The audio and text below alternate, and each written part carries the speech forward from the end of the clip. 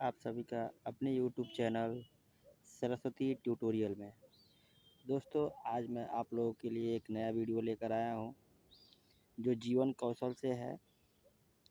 ठीक है, अब इसमें आपको जितना भी सुपर टेट का एग्ज़ाम आ रहा है, इसमें आपका 10 नंबर का जो पूछा जा रहा है सवाल, उससे आप लोगों को अच्छा क्वेश्चन लेके आते रहेंगे। और जीवन कौशल से जो भी टॉपिक पे क्वेश्चन बनेगा, उस टॉपिक से हम लाते रहेंगे।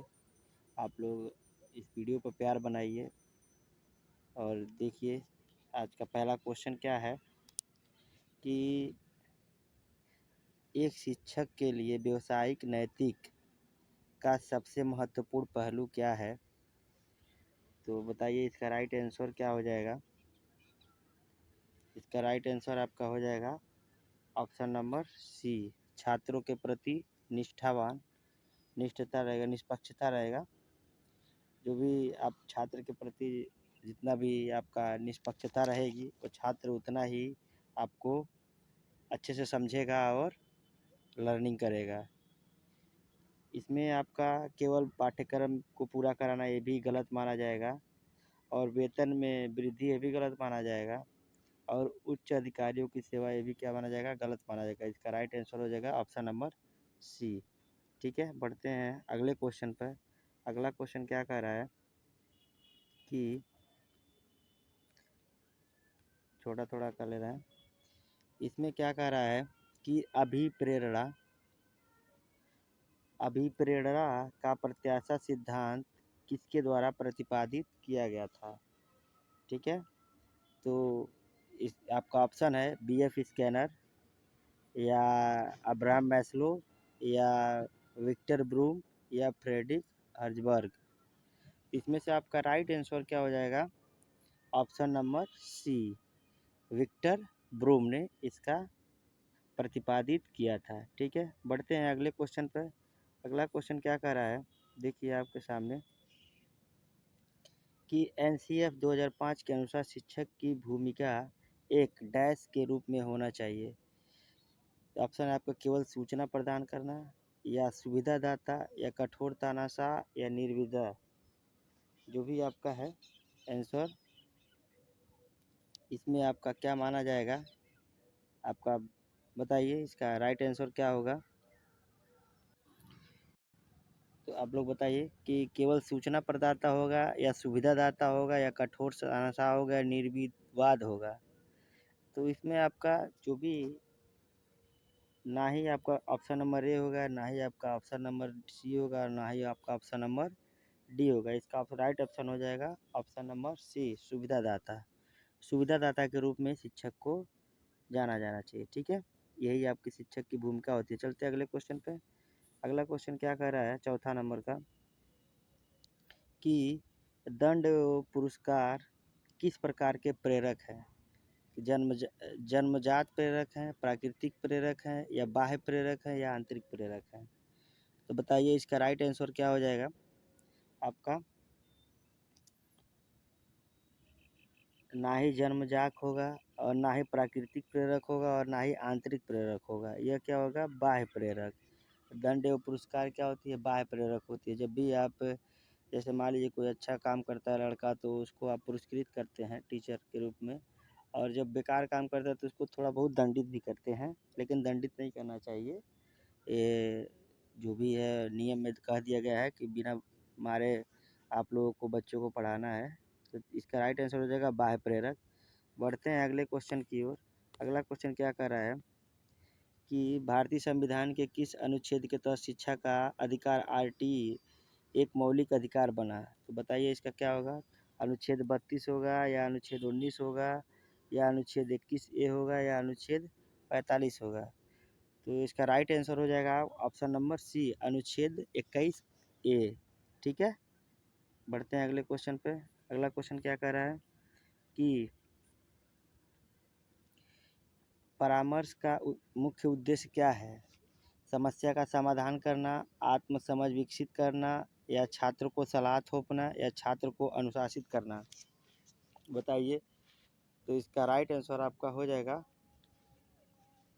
ऑप्शन नंबर ए, समस्या का समाधान करना। ठीक है, बढ़ते हैं अगले क्वेश्चन पे। अगला क्वेश्चन क्या कह रहा है कि एक शिक्षक का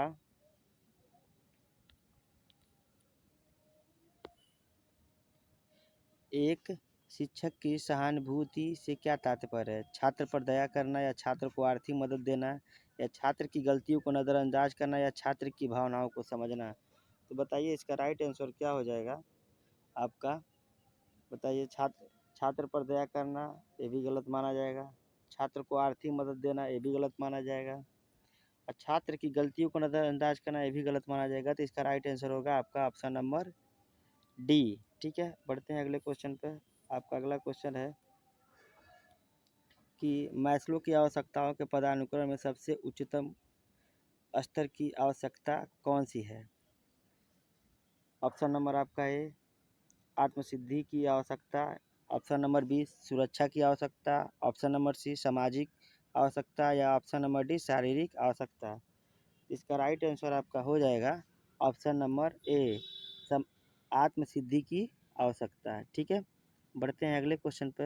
अगला क्वेश्चन क्या कह रहा है? क्वेश्चन नंबर 9, लोकतांत्रिक कक्षा की मुख्य विशेषता क्या होती है? तो लोकतांत्रिक जो शिक्षा होती है उसका उसका आपका ऑप्शन है छात्रों की सक्रिय भागीदारी, या शिक्षक का पूर्ण नियंत्रण, या केवल मेधावी छात्रों पर ध्यान देना, या बिना प्रश्न पूछे आज्ञा का पालन करना। तो इसका राइट आंसर आपका हो जाएगा ऑप्शन नंबर ए छात्रों की पूर्ण भागीदारी। ठीक है, जब छात्र पूर्ण भागीदारी लेगा तो आपको लोकतांत्रिक शिक्षा की मुख्य विशेषता यही माना जाता है। ठीक है, बढ़ते हैं अगले क्वेश्चन पे। क्वेश्चन नंबर 10 क्या कह रहा है? क्वेश्चन नंबर 10 कह रहा है शिक्षण पेशे में आचार संहिता का उल्लंघन करने पर क्या प्रभाव पड़ता है? बताइए। आपका ऑप्शन नंबर है शिक्षक की विश्वसनीयता में कमी, पाठ्यक्रम का जल्दी पूरा होना, या छात्रों को अधिक प्रेम मिलना, या वेतन में तुरंत बढ़ोतरी होना। तो बताइए इसका राइट आंसर आपका हो जाएगा ऑप्शन नंबर ए शिक्षक की विश्वसनीयता में कमी होना। ठीक है, बढ़ते हैं अगले क्वेश्चन पे। Question number 11। क्वेश्चन नंबर 11 क्या कह रहा है कि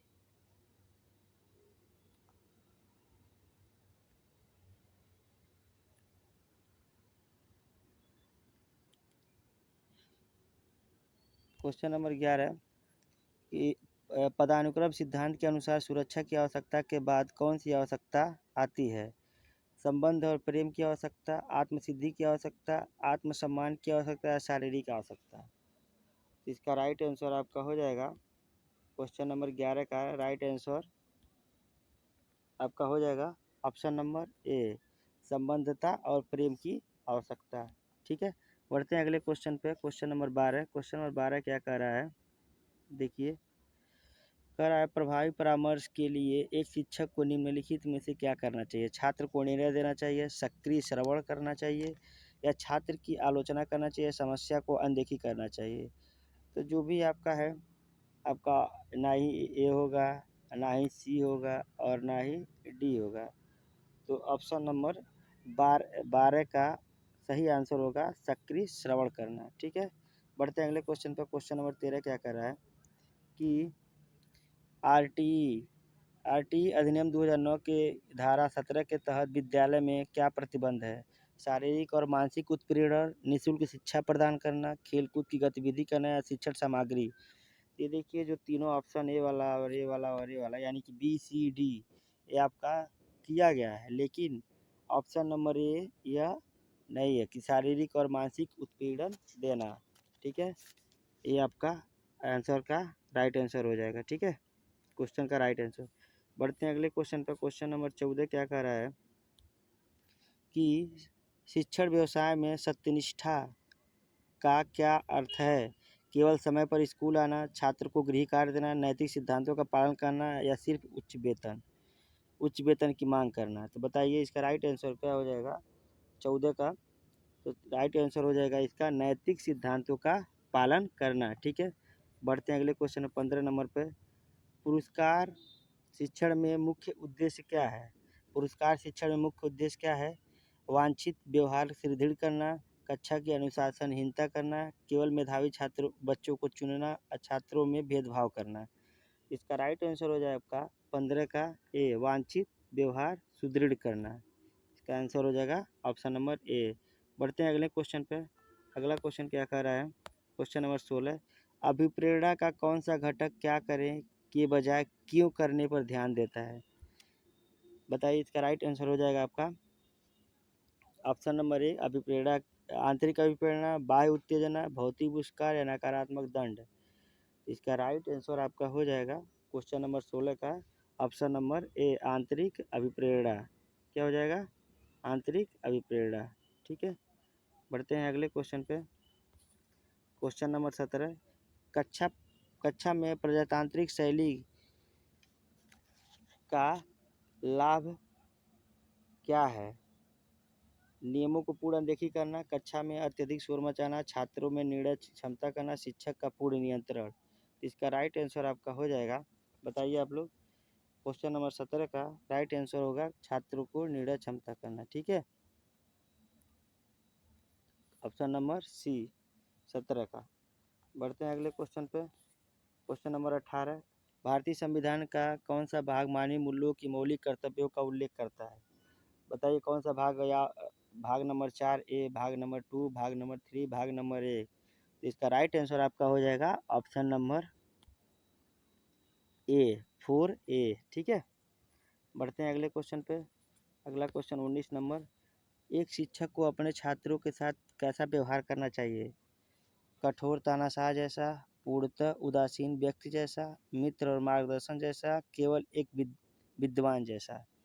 इसका राइट आंसर आपका हो जाएगा 19 का सी, 19 का सी, मित्र और मार्गदर्शक जैसा। ठीक है, बढ़ते हैं अगले क्वेश्चन पे। क्वेश्चन आपका लास्ट रहेगा 20 क्वेश्चन। अब 20-20 क्वेश्चन करके आपके लिए छोटा छोटा वीडियो करके बढ़िया बढ़िया से क्वेश्चन लाते रहेंगे और आपके एग्ज़ाम में यहीं से आने वाला है सब। ठीक है, आप लोग चैनल पर अगर नए हो तो चैनल को ज़रूर सब्सक्राइब कीजिएगा और वीडियो को लाइक करिएगा, शेयर करिएगा।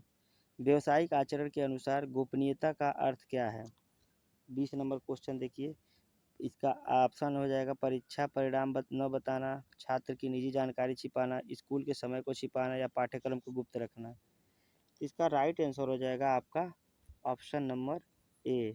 ठीक है, यही था हम लोगों का आज का पूरा 20 क्वेश्चन का सीरीज।